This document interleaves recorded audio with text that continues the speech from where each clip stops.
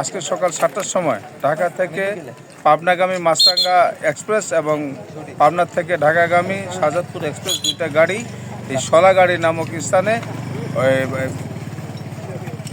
শোলাবাড়িয়া নামক স্থানে ওভারটেক করার সময় দুইটা গাড়ি মুখোমুখি সংঘর্ষে এই মাছরাঙ্গা গাড়ির যে চালক আছে, চালক গুরুতর আহত, হাসপাতালে নেওয়া হয়েছে এবং হেল্পার ঘটনাস্থলে মারা গিয়েছেন।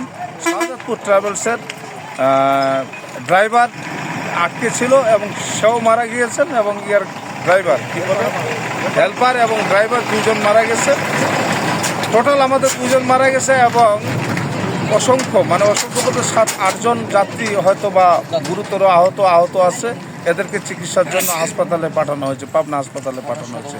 এখন রাস্তা মোটামুটি যান চলাচলের জন্য একটু স্বাভাবিক করা হয়েছে।